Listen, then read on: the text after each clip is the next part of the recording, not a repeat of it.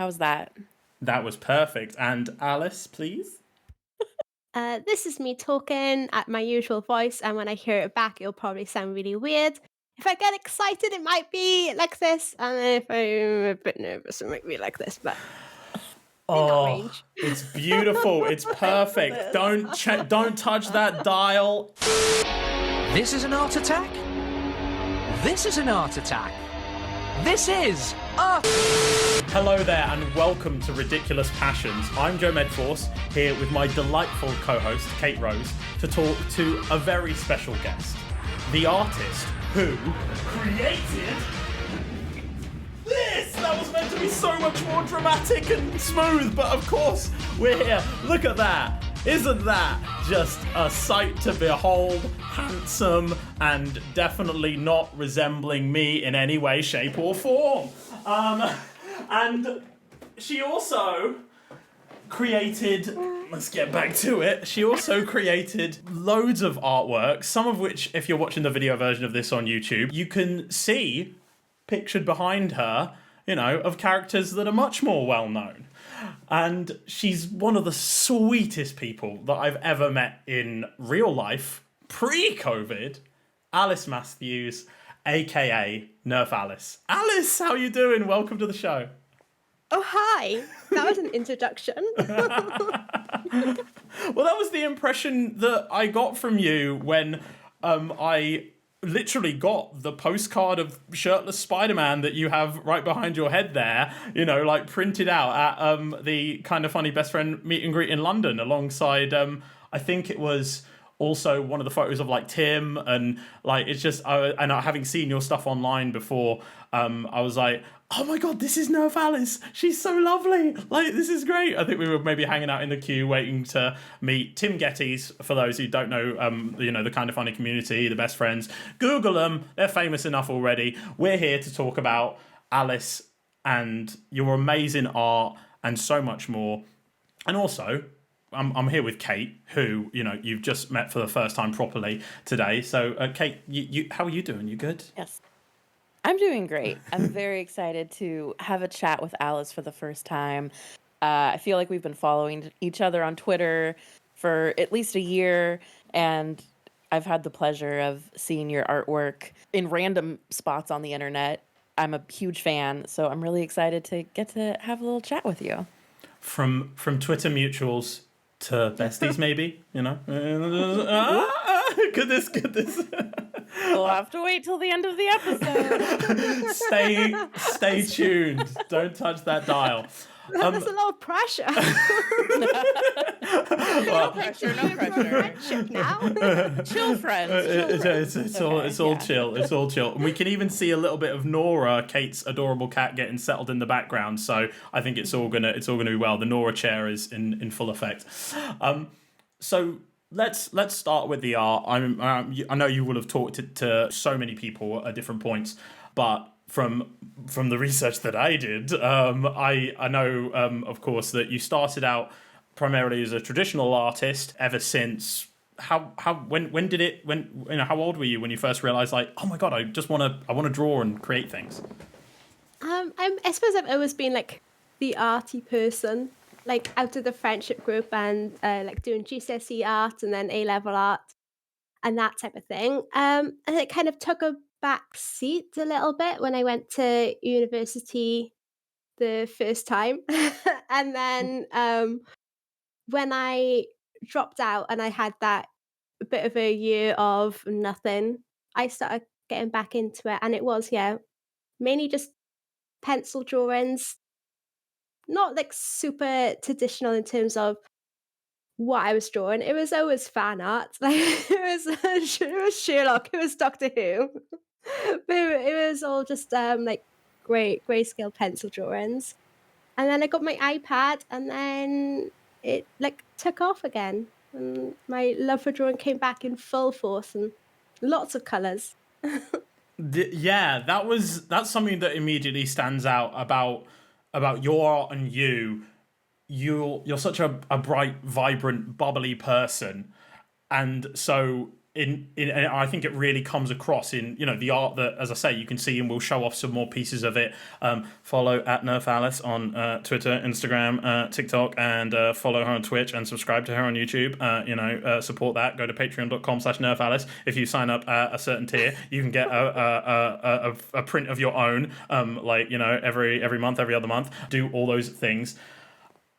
You spoke about in one of your videos on your YouTube channel the immediate satisfaction of digital art, and I think, as someone who, I can't draw to save my life, like I know a lot of people will say like anyone can be an artist, but I certainly don't have that inherent ability or anything like that. So what is it about the digital art working on a medium like an iPad that is so appealing for you?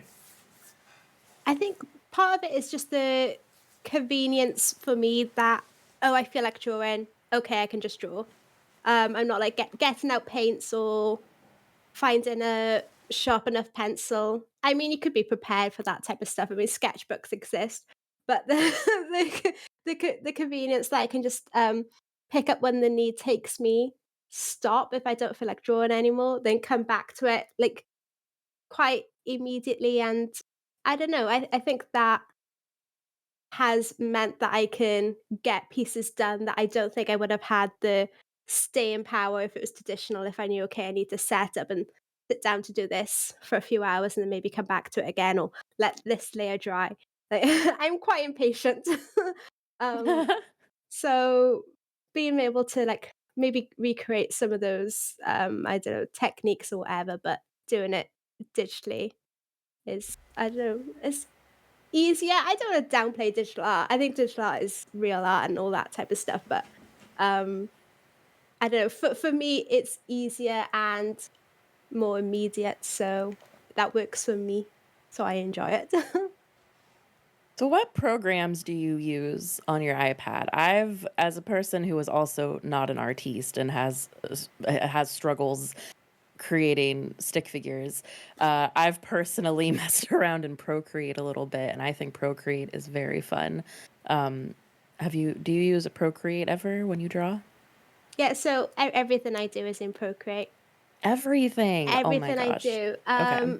When I bought my iPad in the airport when I was flying to go live in What? Canada, and the one program I downloaded before I got on the plane was Procreate. So I've stuck with that, and it's the simple intuitive nature of it. And I know I should learn some of the Adobe stuff, but it does feel a little bit daunting. Whereas Procreate just feels that so much more intuitive, and it kind of does everything I want it to do. So yeah, my Apple Pencil iPad Procreate is like my little all I use for nearly everything. And that is, and correct me if I'm wrong, on a slightly weird technical level, Adobe, the suite, including like Illustrator and stuff, that's all subscription, right? Like you have to pay for that if you want even access to just the single program. So whereas with Procreate, is it just like you're using the same Procreate app that's been updated since you bought it when you went to Canada all those years ago, right? So yeah, Procreate. I think I paid like £10, and that stayed with me as it's been updated. But like Adobe and all that type of stuff is kind of like the industry standard in a lot of things. So I do see the benefits, and I know I should at least, I don't know, have some experience in those programs if I wanted to work within a company in the future. I think the results speak for right now. themselves, though. Like it's.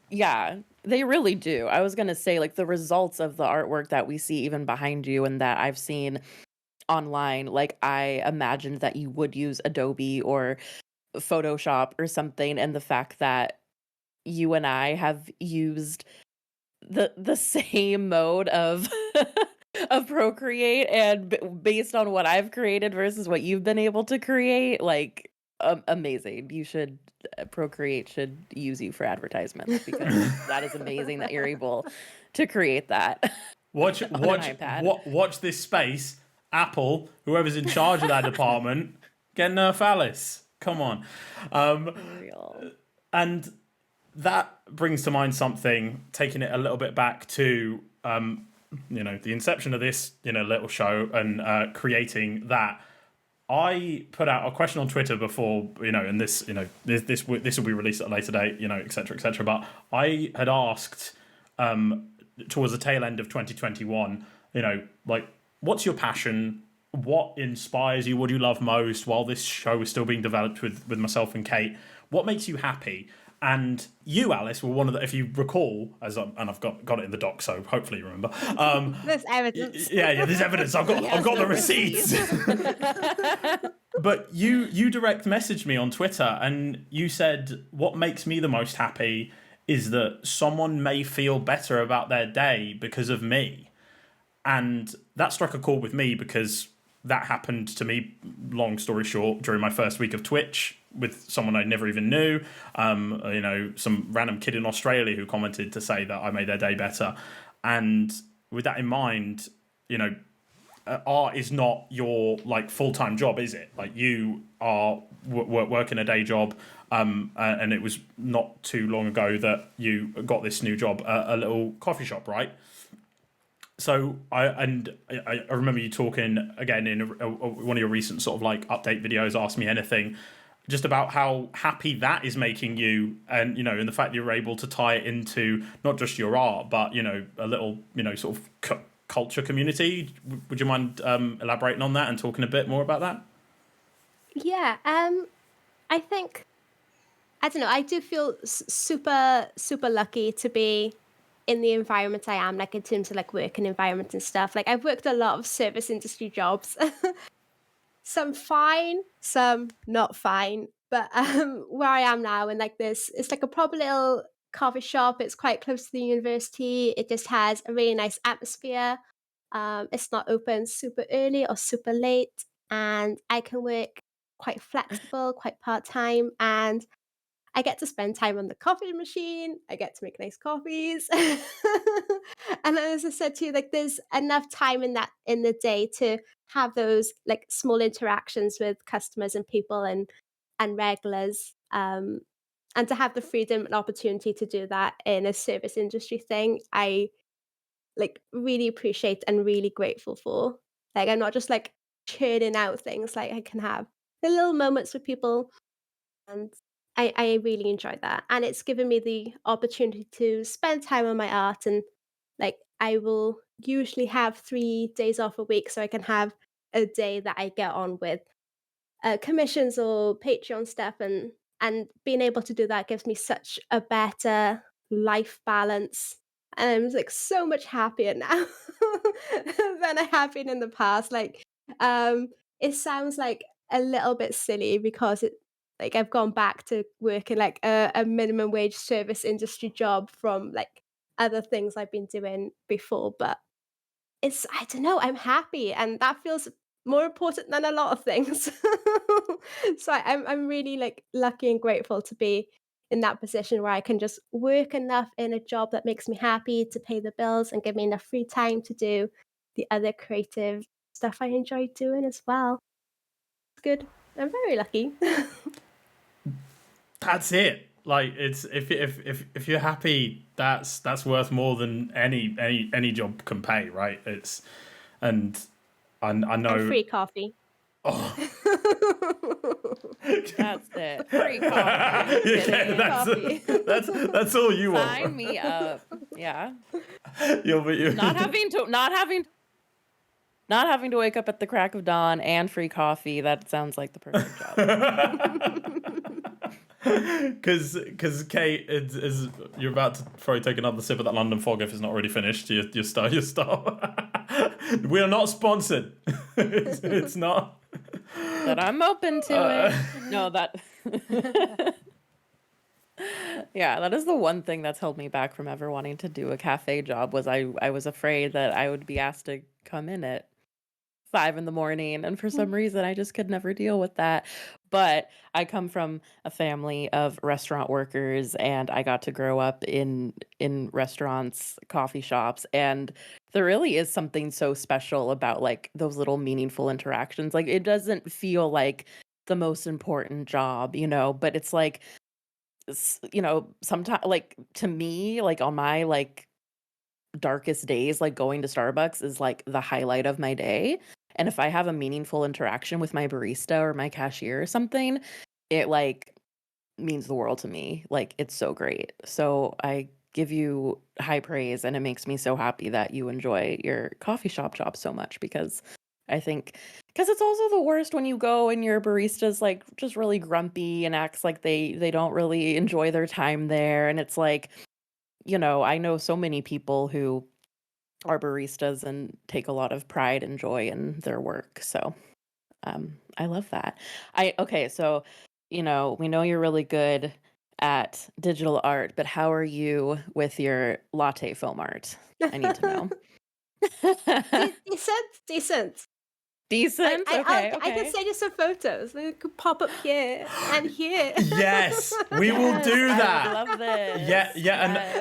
Yet another reason to watch the YouTube version if you're listening to this is just the audio version. And also, it's a learning. I mean, I've no idea. I couldn't make a latte, let alone foam art in it. It's I think it's another thing that you can learn to do. That's, you know, gonna put that little smile on someone's face if they, you know, see, you know, the meticulously crafted leaf, or I don't know. That's like one of the traditional ones, right? I'm my coffee shop credentials are slipping by the second. I'm sorry. Cait, Alice, take over.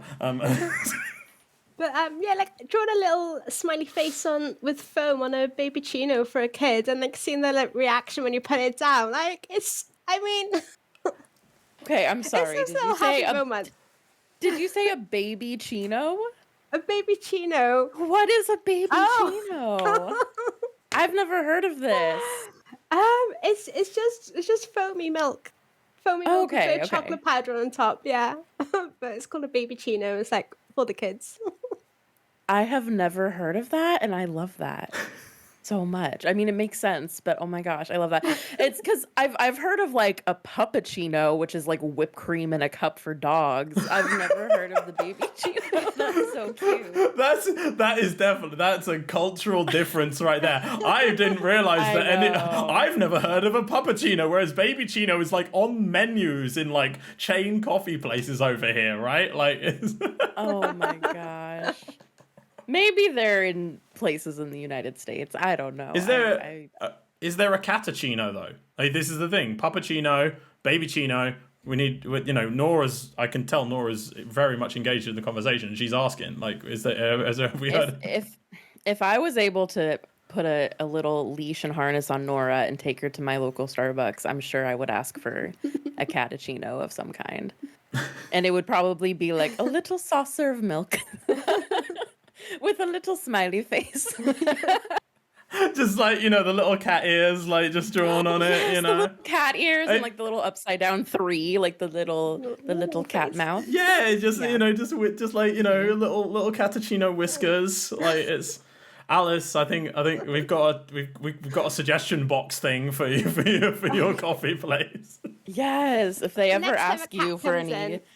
Yes, if they ever ask for any like menu updates, any ideas, now you got a free one from me. We got it. Oh yeah! Oh gosh! I love that so much. There's this like small part of me that's like we did peak with like the puppuccino, baby chino, like catachino talk, but I guess we should move on to something else. Cait, I've been steering this ship, you know. What pick from the dock, or yeah. What You're a wonderful captain. No, just like what do you want to ask Alice next? What do I want to ask Alice next? Well, Alice, if I'm not mistaken, I believe you recently turned 30. Is that correct? That is factually correct. Well, happy belated birthday. Thank you. I also recently turned 30. And Congratulations. I believe Joe is also in that age range. Not so recently, but recent enough to still sort of feel. I mean, I treated it as like a whole new chapter, like make huge significant life changes, maybe torpedo certain parts of my life. We won't even get into it. That's a podcast for another day. But been a trip so far. Like, and I think it's weird. Society builds it up to be a thing, but what has it? How has it felt for you, Alice? What has it, meant for you in terms of where you're at? I think like maybe a couple of years ago, there was the thoughts of like things I'd want to get done by 30 and to achieve by 30.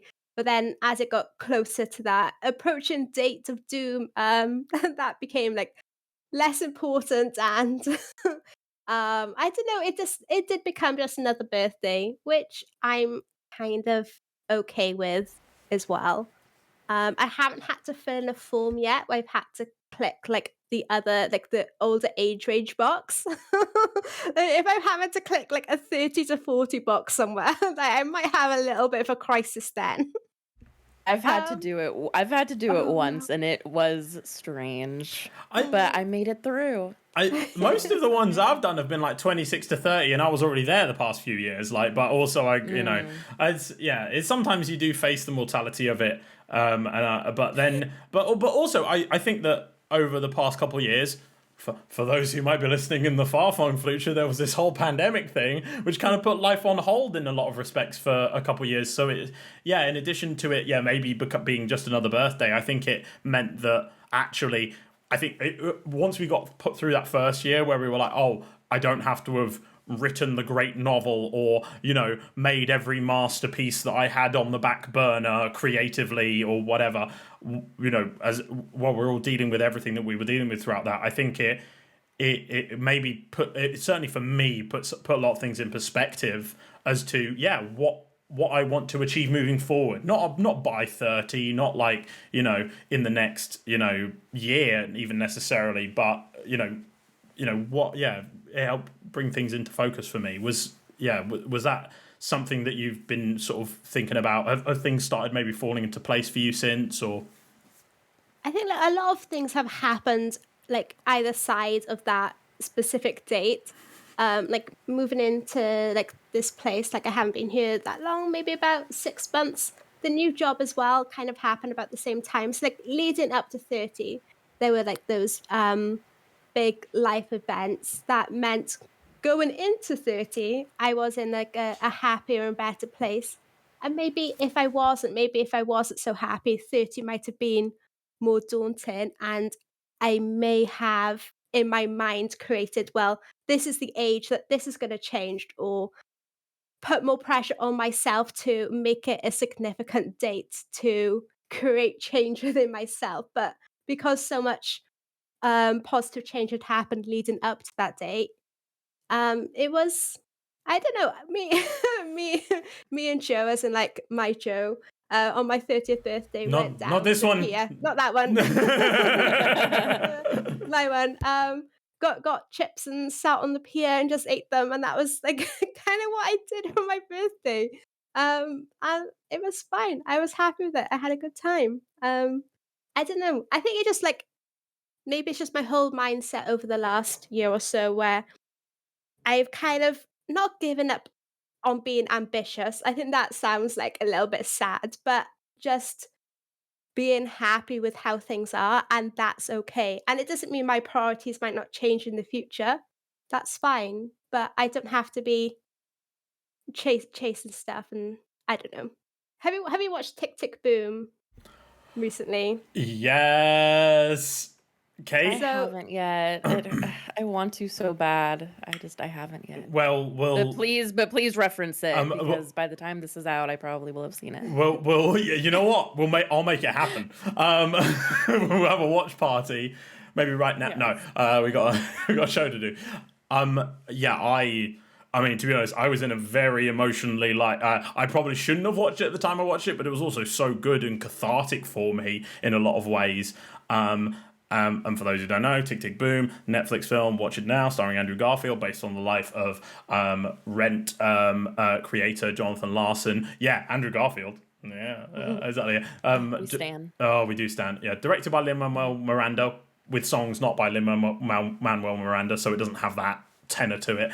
And it's I think it really is it deals with all of that, doesn't it, Alice? It's the perspective of things, and the how it could feel leading up to such a milestone, but also actually, I think after and obviously there's huge life things that happened to Jonathan Larson throughout it, but for me it is that actually.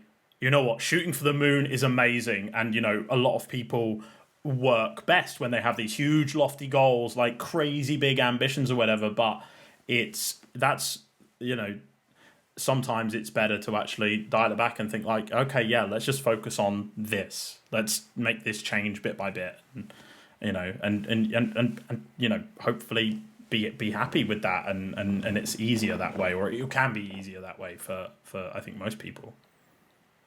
Yeah, I think it's like it just summed up a lot to me, like just perspective and priorities, and because I mean, there's some like sad moments and just like working out what your priorities are, and they can change. And I don't know, it's a good movie, and like I watched it maybe a month after I turned 30, and it just, I don't know, reiterated maybe some of the things I had just like said like a few minutes ago.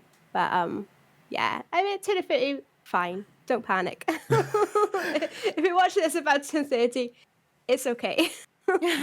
you're yes, exactly, yeah. Or any like 21, like 18, like we build up a lot of these things. It's like it is just a number at the end of the day, and also you're still here. Like we're all still here. Like that's something to be appreciative of, right? Yes, exactly. Yeah, I think there's a lot to be said for like, you mentioned not losing that ambition, and I think, at least for me, what I've had to learn is like it's okay, like it's good. Joe? I'm sorry, my internet literally dropped out for a moment there. It disrupted the recording, so no. This is embarrassing. I don't like what's happening here.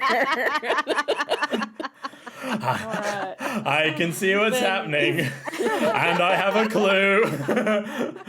Nora is, I think, cleaning herself. Maybe that's not for you. Just the one Lego. It's because we can't see what's happening, but we all know what's happening. We all know. So, where were we? Because you said Joe ? And I had, unfortunately, due to Nora technical difficulties, ended up missing a little bit of it. Okay, I have a segue from talking about Andrew Garfield. So do it. Segue let's do that. All right. So speaking of Andrew Garfield, Alice, I need to know, who is your favorite Spider-Man? If you have a favorite. I know it's hard to choose sometimes. I think it's going to be a little bit, I don't know, maybe not the popular answer, but maybe Tom Holland, just because the new Spider-Man films got me super back into Spider-Man again. So like my original Spider-Man movie watching was Andrew Garfield. So like he's my first. But what Tom Holland brought to it, and like I just super enjoyed those movies, and it brought me back into liking Spider-Man, and like really like seeking out Spider-Man stories a bit more. And then maybe second, like Peter Parker from PlayStation, Spider-Man game in Insomniacs. So, but I don't know if I would have enjoyed that game if I hadn't had Tom Holland to get me back into enjoying Spider-Man the character. So I don't know if that's a popular answer, but probably the truthful one. I think currently it is the popular answer. Like genuinely, like I think it's I think like obviously it's all subjective at the end of the day. But so you completely, even though we're all the same age, you completely, or very very close in, you skipped Tobey Maguire entirely. Like there was never any, or had you seen those films when they came out, or? I'm sure I saw one of them in the cinema. But didn't stick with me. Like I must have been aware of it, and when I'd watch them back again, I feel like maybe I have seen this at some point, but it hadn't, like, I don't know, stamped on me. Okay. Cait, That's fair. is Andrew Garfield your favorite? That's all right. No, Andrew Garfield's not. I actually, on Toby. on this day in 2022, I still have not seen the second Amazing Spider-Man movie. I've only seen the first. Which is fine, because it's a hot mess of a movie. I know, I've heard that, but I still need to see it. I'm not huge into like superhero stories in general, but like if I have to answer, Spider-Man is like my favorite superhero, I guess. So and I mean, growing up, like the Tobey Maguire Spider-Man movies were some of my favorite movies. Yeah, Joe and I have this in common. Yeah, I asked because it was connected to Andrew Garfield, and then my memory clicked in. I was like, no, it's Toby. It's always been Toby. Anyone else? Anyone? Yeah. Yeah, no, exactly. It's always been you standing in the love doorway. The Tom Holland movies. Oh. Like before I saw the first Tom Holland Spider-Man movie, I felt like, ooh, I'm not going to like this because the Tobey Maguire ones hold such a special place in my heart. But they're such well done movies, and Tom is such a great actor. And when I ask this question of who's your favorite Spider-Man, like I'm not expecting a certain answer, and I'm not here to like judge you for whatever you say. I'm just curious, and especially with the latest Spider-Man movie that's come out, it seems to be a topic of conversation to ask, who's your favorite Spider-Man. So I just thought I would ask. Yeah. And I do judge hard. If it's not Tobey Maguire, then I just no. I'm good cop, Joe is bad cop. Apparently. No, I'm just the biggest Sam Raimi stan there's ever been. But yeah, otherwise I won't shut up about it. So, but speaking of being huge fans of things, something that you had raised, Alice, in an exchange with Cait prior to recording, was about being a fan, starting making fan art, of course, of, as you say, like Sherlock and Doctor Who, and how that can change over the years in terms of your affinity and affection and passion, ridiculous or not, for working it in. How that can grow, and you grow apart from things, or you maybe come back to it and feel differently. So what's your being someone who makes so much incredible fan art for so many different things, like some of the stuff you must be more attached to or not. What's your fandom take? I don't know. Like I think for me, I'll enjoy a media or something, and then I get super into it, and I love it, and I love it so much. And then that love might fade away. And for a long time, that was not like, it didn't make me sad, but then I felt like, okay, that's done. I don't have that relationship anymore. But I think more recently, I've maybe appreciated, well, me enjoying that for such an amount of time and so strongly is still important, even if it's not important to me now. It was important to past Alice, and that's a good thing. Because the Doctor Who specifically, we started watching Doctor Who, and I've been putting it off for a while because it was such a big part of my life. Like probably the thing, like maybe Lord of the Rings, but probably Doctor Who was like my first, I don't know, geeky nerdy thing. I don't know what to bubble it as, that I really loved and got super into and enjoyed so much. And it was like a big part of my personality was liking Doctor Who, and then just it slowly drifted away, and I was just, I don't know, a bit reluctant to revisit it, and just thought, well, that was past me and that's fine, but it's not part of me anymore. Like going back and watching it, it's still exciting. It still makes me happy to rewatch those episodes. I was like, I didn't think this would happen. I didn't think it would make me so happy for like those episodes again. And it's fine that I don't enjoy it anymore. I enjoyed it then. I'm enjoying revisiting now. Do I take Doctor Who in my heart day to day like I used to? Not really, but that is also okay. Because it was like, oh, I can't remember the quote exactly, but like being a fan isn't being there from the beginning, it's being there to the end. But I don't even think that's necessarily accurate. Like if you're just there for a bit of time and that's the time you enjoyed it for, it was important to you then, and that's good enough, I think.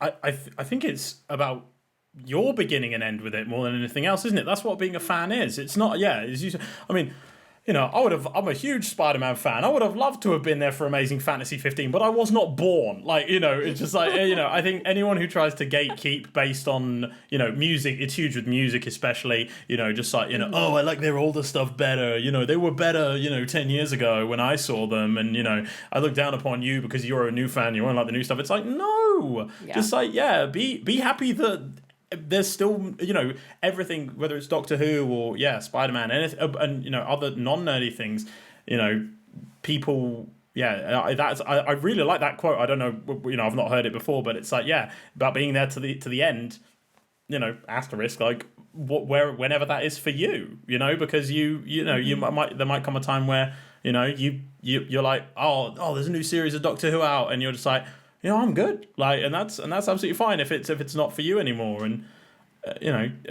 Cait, do you have any thoughts on anything like that? I mean, there's certain things you're a big fan of. Well, I was gonna say, I feel like, I don't know if this is as much with you, Joe, but I mean, when Joe and I first met, we were both huge fans of Animal Crossing New Horizons, and I was playing that game from the second I woke up to right before I passed out. And I was so obsessed with it, and did that for maybe 6 months, and then it's slowly started to just I started to get a little repetitive. I started to get a little bored with it, and even to this day, like almost 2 years later, like it makes me sad that I don't love that game as much as I used to, because I like, more than the game itself, I miss like the feeling of how excited I was about it and how happy it made me. And and I miss that. It's almost kind of like getting a tattoo. Like I've heard people say, when people talk about judgment they get with tattoos of like, oh, that's going to be on your body forever. And what if you get a Doctor Who tattoo, but in 10 years you don't like Doctor Who anymore, but you still have that tattoo? I have a Doctor Who tattoo. See? But more importantly, it's not even if you're still going to love Doctor Who when you're 80 years old. It's that when you got that tattoo in that moment of time, you love Doctor Who. And it's not even exactly about what the actual tattoo is. It's more like tattooing that moment in time of, your age and what you were into, and kind of like capturing that memory more than the actual subject, right? So that's so funny that you have. I had no idea you had a Doctor Who tattoo. I didn't know either. We're not going to ask you to show it. For those listening to the audio version, you need to watch the video version right now. You have no idea. Search Ridiculous Passions podcast, search NerfAlice, and hit subscribe. God damn it. Do you have any other tattoos, Alice? Is it just the Doctor Who one, or do you got others as well? Just that one. Yeah. There. And how long did you think about it before you made the appointment and went and got it? A decent 6 months with playing around with ideas. Like longer, maybe the concept, but refining it down to what. And I shouldn't assume this, but did you design the tattoo yourself? Well, I'm worried. Like, when I tell this story, I wish I hadn't mentioned it now. It sounds like really, really lame. So when I was younger, I made my own like codes. Like each letter is like a character. So it's a Doctor Who quote written in the code I made when I was younger. No, that's so cool though. That is amazing. That's amazing. That is so unique. That's so cool. I love that. No, that goes above and beyond just not just, but being an artist and designing your own tattoo. That really does tap into something you were a fan of, like making I had no freaking clue. Like it was that was making codes, was like linguistics, language, secrets, like that. Like where did, if you don't mind my asking, where did that come from in terms of something you did when you were younger? Like, that's amazing. It was like maybe the visual look of creating new letters. So it was when I had been on holiday in Greece, so they all look a little bit Greek, and I really like Lord of the Rings, so they look a little bit elfish. I mean, I'm super out of practice. There was a point where I'd write my lecture notes in this code, so I'd have to like go back and rewrite the notes in like normal words, so I'd like reread my lecture notes. That's That is I'm out commitment. of practice. That is amazing. And if that makes you feel like odd, I just need you to know that my best friend in middle school used to write her notes in like the Lord of the Rings elfish language. So like you're not alone, and I'm sure there's many others out there who did the same thing. And so. and although I have not got a tattoo of it, quote unquote, maybe yet, who knows? If I had like unlimited income, I would be covered. Like it's probably good that I'm not, because there'll be plenty of regretful ones, I'm sure. But the yeah, I love Aurebesh, which is the Star Wars like written language. You know, Star Wars fans don't at me, you know, but like I believe it's like, yeah, the You're basic. not a big enough Star Wars fan. You don't even know. You just the Empire Strikes Back in the background, you poser. You don't even know who Din Djarin is. You know, shut up. Anyways, I'm like getting ready to fight people in the comment section that doesn't exist. No one's arguing with you, but you're ready. I will take you on the hallways, just Daredevil. Anyways, yeah. I like cool little. I like languages. I can speak French. Anyways, All right. Joe loves languages. Yeah, but I think that's. Well, that does lead on to something else in the doc. From you speaking with the marvelous Mario Rivera in Point in Conversation, you said, don't apologize for liking things, or, you know, I mean, understand when it's something quite personal like that you haven't maybe, you know, thought about or dwelled on years. There can come with it that sense of embarrassment. But first of all, this is a safe space. You know, you get it. Like, but yeah, that really, I think that Cait, that was something that, you know, struck a chord with you, right? Mm-hmm. It really was, because I mean, in our first episode, I briefly touched on how I'm a huge Taylor Swift fan, and how it took a few years for me to be okay with telling people that I was a Taylor Swift fan, because for so many years it was very popular to hate her, right, and to make fun of her music. So is there anything growing, and I'm not trying to get into any like traumatic events or anything, but has there ever been a moment growing up or even as an adult where you maybe felt like, you know, it was uncool to like something, and you were maybe like afraid to share it with friends or the internet or anything? Apart from just a couple minutes ago. She's like, that was the very first time. No, not. I mean, I think that maybe something I'm proud of, like little Alice, for being is not embarrassed or not ashamed. Like my GCSE, or maybe even my A level, like final art exam included like Twilight fan art. And, Love it. I had like a TARDIS jumper, and I don't know, if I was excited or if I liked something, I would happily talk about it. And like, I don't think I have ever had like was it like a guilty pleasure or anything like that. Mhm. Like if I enjoy something, I like sharing. Yeah, I've learned to take that term out of my vocabulary. Like, I don't remember when, but maybe in my mid-20s, I was just like, you know what? I don't like the idea of music or a TV show being a quote guilty pleasure. Like, I shouldn't feel guilty for something that I enjoy and that I know others enjoy, if clearly, you know, it's a blockbuster movie or, a platinum album or whatever. Like, clearly I'm not alone in liking this thing, right? So like, why should, and even if other people don't enjoy it, it doesn't matter. I still shouldn't feel guilty, right? Like, there's millions of musical artists and TV shows for a reason. If we all liked the same thing, that would be pretty boring. So, but I love that. I love that you've always felt, confident in loving what you like. I wish I could say I grew up the same way.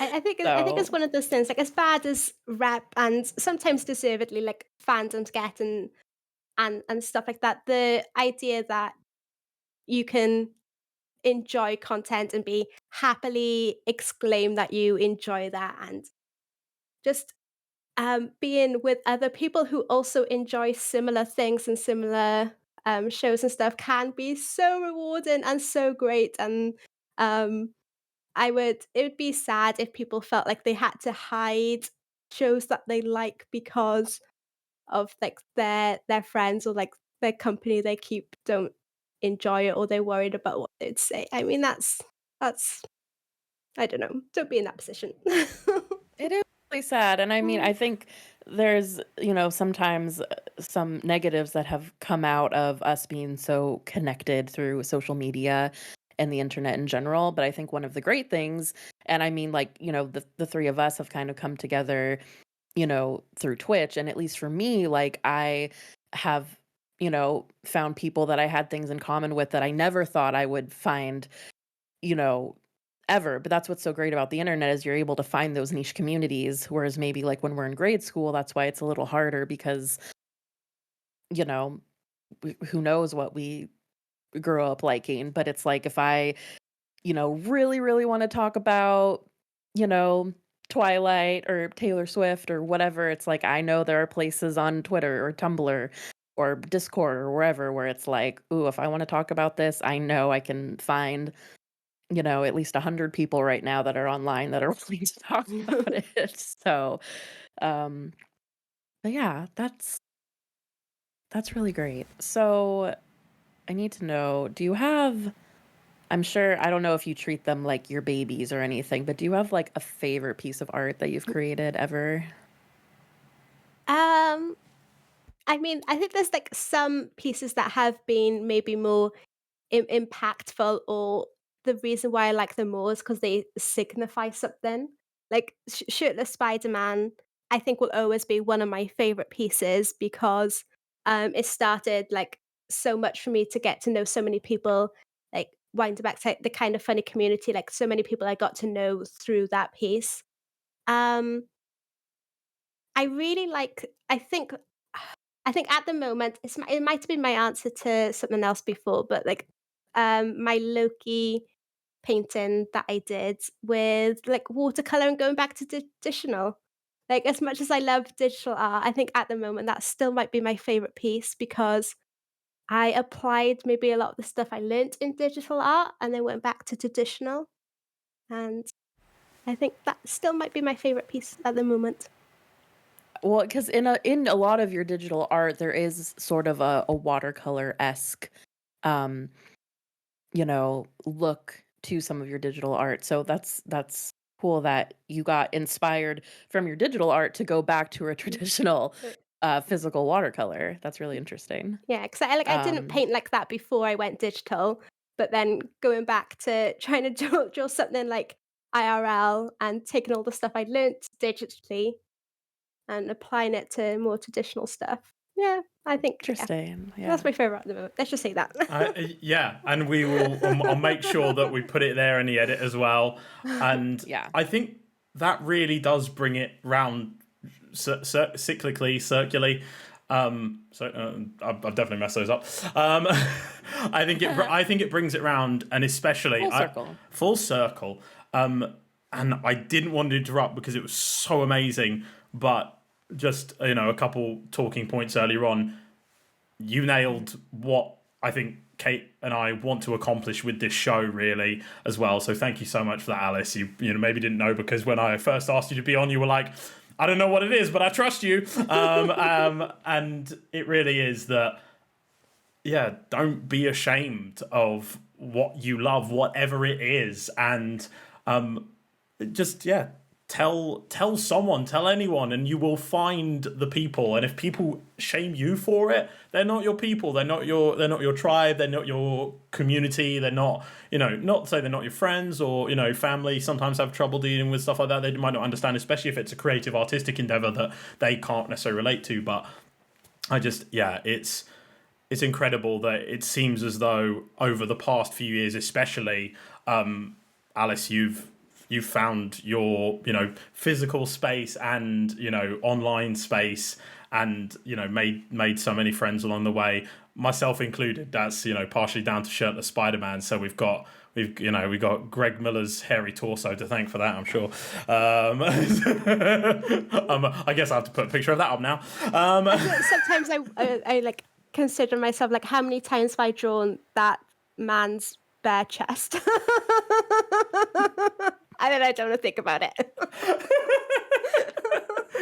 Too many times. But if you're still listening, first of all, thank you so much. Thank you also, just Alice, thank you for being on the show today. It's been an absolute pleasure, and thank you, Cait, for obviously coming in and co-hosting with me. Alice, is there anything else that you want to say or offer? Say this will obviously be coming out a few months from now, so current events might not be the same, but obviously the world will hopefully be a different and better place, but you never know. But is there anything you want to say before we close it out? Not really. I think the final thing I want to say maybe is the quote that I do have tattooed. Can I say what the quote Of is? Because I think it might be a nice summary. Yes.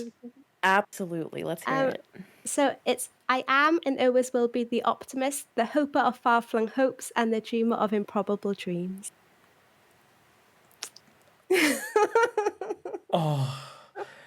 That's a happy note. That's so perfect. Thank you, Alice, for sharing that. That's incredible. Wow.